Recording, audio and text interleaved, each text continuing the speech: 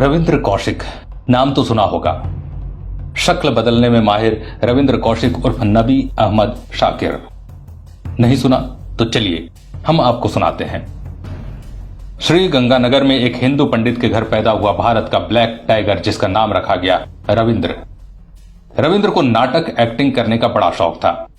उसको रूप बदलकर बहुरूपिया बनने में महारत हासिल थी, पर इस होनहार कलाकार की किस्मत भी भगवान ने कुछ अलग ही लिख रखी थी। हुआ यूं कि रविंद्र की एक्टिंग देखकर लखनऊ के एक सेठ ने रविंद्र को लखनऊ बुलाया, जहां उन्होंने देश प्रेम का रोल अदा किया। उस किरदार में रविंद्र भारतीय सैनिक बने थे जो चीन में पकड़े गए और एक कैदी के दर्द को एक्टिंग के जरिए बता रहे थे। उस भीड़ में एक रॉ का अधिकारी ये नाटक देख रहा था। उसने रविंद्र को कहा, मेरे लिए काम करोगे? उसने रविंद्र को काम नहीं बताया, पर इतना कहा कि बहरूपिया बनके मुसलमान की एक्टिंग करनी पड़ेगी। रविंद्र ने कहा, क्यों नहीं। रविंद्र के हामी भरने के बाद रात द्वारा उसे गुप्त स्थान पर ले जाया गया। फिर रविंद्र की 2 साल तक ट्रेनिंग चली और यह भी देखा गया कि रविंद्र में देश प्रेम और धर्म के प्रति कितनी आस्था है। ऐसा इसलिए किया जाता है कि कहीं मुस्लिम देश में कोई एजेंट पकड़ा जाए तो वो किस हद तक मुंह खोल सकता है। रविंद्र हर परीक्षा में पास हुआ। रविंद्र ने रॉ के अधिकारियों को खुश कर दिया। आखिर में रविंद्र के इम्तिहान का दिन आ गया। रॉ के एक बड़े अधिकारी ने रविंद्र को बोला, पाकिस्तान जाओगे? रविंद्र ने कहा, हाँ, आपका जैसा आदेश। रॉ एजेंट ने कहा कि तुम जासूस बन के पाकिस्तान जाओगे, मर गए तो तुम जानो और तुम्हारा काम, पकड़े गए तो हम आपके हैं कौन वाली बात होगी, मतलब हम तुम्हें पहचानेंगे नहीं। रविंद्र ने कहा, मुझे खुद पर भरोसा है, कोई मेरा रूप बदलने की कला को आज तक नहीं पकड़ पाया है। इतना ही रॉ के अधिकारियों को सुनना था। फिर रविंद्र को हर दिन 5 बार मुस्लिम की तरह नमाज पढ़ने की ट्रेनिंग दी गई। उसको पूरा मुसलमान बनाया गया। उसको उर्दू सिखाई गई। उसको कुछ दिन मुसलमानों के साथ रखा गया। उसको कहा गया कि इस बारे में किसी को मत बताना, यहां तक कि अपने घर में अपनी मां को भी मत बताना, और तुम्हारे घर में तुम्हारे काम के बदले पैसे हम पहुंचा दिया करेंगे। तो रविंद्र ने अपने घर पर यही बताया कि उसकी दुबई में नौकरी लग गई है और वो दुबई में रहकर ही कमाएगा और उनके पास पैसा भेजा करेगा। परिवार ने राजी खुशी उसे विदा कर दिया। रविंद्र ने पाकिस्तान जाकर सबसे पहले अपना शिनाख्ती कार्ड बनवाया और कराची के एक कॉलेज में LLB की डिग्री ले ली।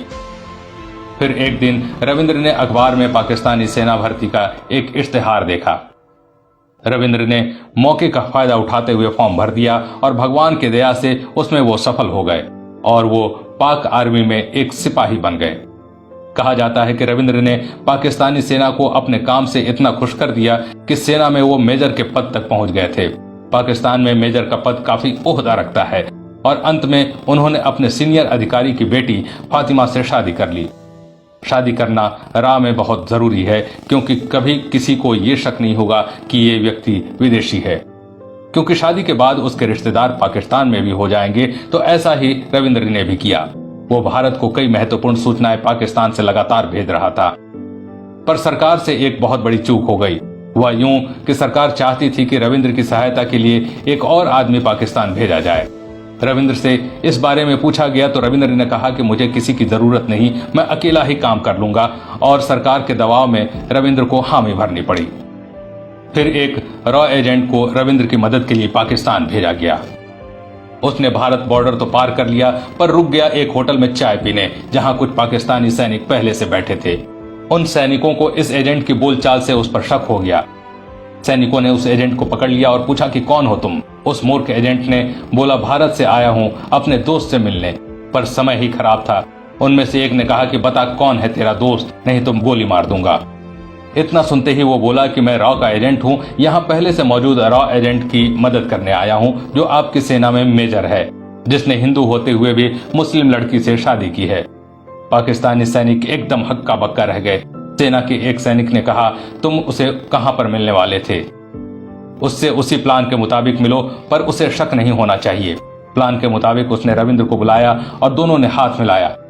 पहले से ताक में बैठे पाक सैनिक ने रविंद्र को दबोच लिया और फिर रविंद्र को डाल दिया गया पाकिस्तान की अंडरग्राउंड जेल में, जहां ना सूरज की रोशनी थी, ना ही चांद की ठंडक थी, तो बस गुमनामी। कहते हैं 12 दिन तक रविंद्र को उस बैरक में बिना खाने के रखा गया। रविंद्र के लिए जेल की बैरक के ऊपर से पानी डाला जाता था, उतना ही जिससे कि वो जीवित रह सके। रविंद्र जेल में चाट चाट कर पानी पीते थे। 12 दिन बाद रविंद्र को अदालत में पेश किया गया, जहां उन्हें फांसी की सजा सुनाई गई, पर पाकिस्तान के कुछ मानवाधिकार संस्थाओं ने इस फांसी को उम्र कैद में तब्दील करवा दिया।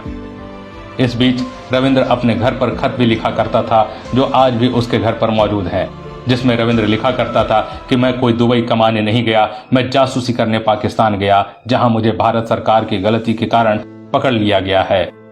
मैं भारत सरकार के लिए इस पराये मुल्क में आया, मैंने उनको जानकारियां दी, मैंने उनको सन 71 के युद्ध को जीतने में बहुत सहायता की।